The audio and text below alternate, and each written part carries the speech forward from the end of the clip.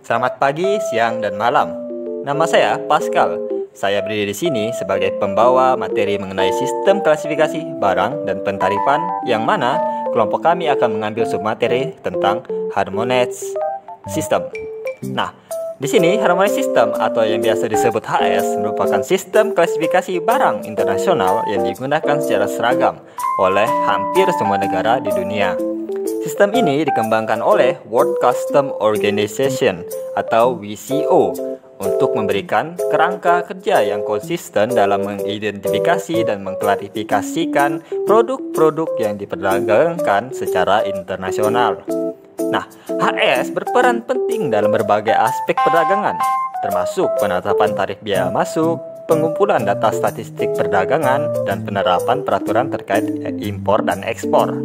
Nah, setelah membahas mengenai pengertian harmonized system, ada juga penjabaran HS code. Dalam penjabaran HS code ini, HS menggunakan kode numerik 6 digit untuk mengklasifikasikan barang secara rinci.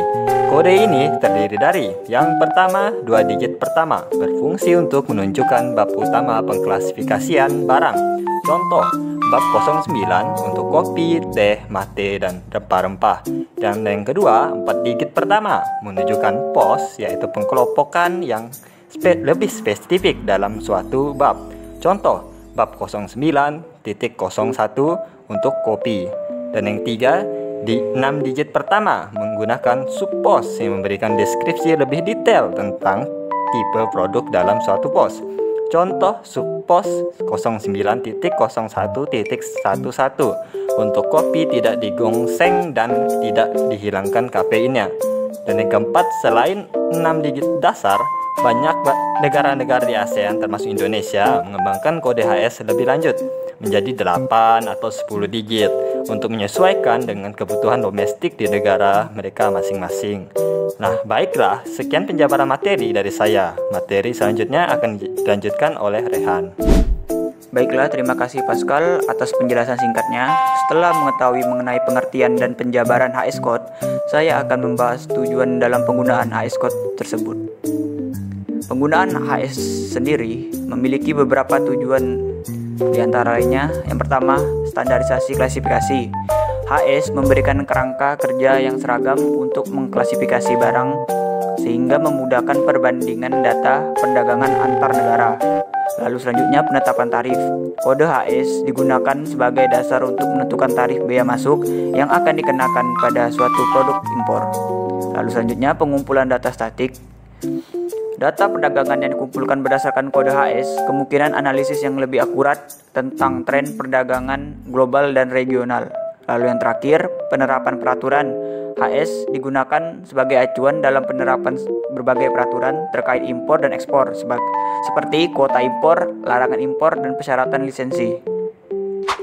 Baiklah Rehan, terima kasih atas penjelasannya mengenai tujuan penggunaan harmonized system.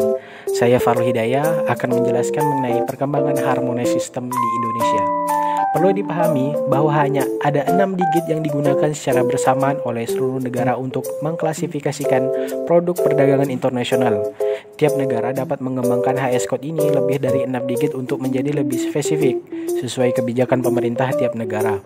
Sebagai salah satu anggota WCO, Indonesia telah menerbitkan Buku Tarif Kepabeanan Indonesia atau BTKI. BTKI ini sendiri memuat sistem klasifikasi barang yang berlaku di Indonesia, meliputi ketentuan untuk menginterpretasi harmonized system atau KUMHS, catatan, dan struktur klasifikasi barang yang disusun berdasarkan harmonized system, dan ASEAN Harmonized Tariff Nomenclature atau AHTN. AHTN sendiri ini adalah sistem klasifikasi barang yang diterapkan secara seragam pada penomoran barang sampai dengan 8 digit di seluruh negara anggota ASEAN berdasarkan Protocol Governing the Implementation of AHTN.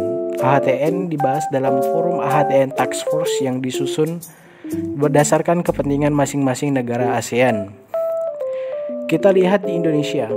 Sistem penggolongan barang perdagangan pernah menggunakan sistem 10 digit dalam Buku Tarif Bea Masuk Indonesia atau BTBMI yang menjabarkan lebih rinci dari 6 digit HS Code. Akan tetapi, per 1 Maret 2017 HS Code di Indonesia mengikuti AHTN dari ASEAN yang menggunakan sistem 8 digit. Nah, terima kasih Pak Rul atas penjelasannya. Nah, di sini saya akan melanjutkan dengan Rehan mengenai pembahasan selanjutnya. Mari kita mulai. Nah, perlu diketahui juga Indonesia resmi mulai menerapkan kode HS yang baru, yaitu Buku Tarif Pembayaran Indonesia atau BTKI pada tahun 2022. Nah, pembaruan ini diberlakukan mengingat terjadi amandemen HS pada tahun 2017 dan ASEAN Harmonized Tarif Nomenclature atau AHTN pada tahun 2017 juga. Nah, pembaruan seperti ini dilakukan berkala setiap 5 tahun sekali. Pembahasan selanjutnya juga akan dilanjutkan oleh Rehan. Oke, selanjutnya menurut Ditjen Bea dan Cukai atau DJBC, perubahan mendasar dalam BTKI 2022 dibandingkan dengan BTKI 2017 ada pada catatan bagian, catatan bab, dan subpos, serta struktur tarif. Perbedaan lainnya pada BTKI 2022 mencakup 99 bab dan 11.414 pos tarif, sedangkan BTKI 2017 hanya memuat sekitar 10.813 pos tarif. Baiklah, terima kasih Pascal dan Rehan atas penjelasannya. Terima kasih juga sudah menonton materi dari kelompok kami. Jika ada salah kata atau kalimat yang berbelit dan kalimat yang kurang berkenan bagi hati Anda, mohon dimaafkan. Baiklah, sekian dari kelompok kami. Wassalamualaikum warahmatullahi wabarakatuh. Arigatou gozaimasu. Thank you so much. Dan terima kasih.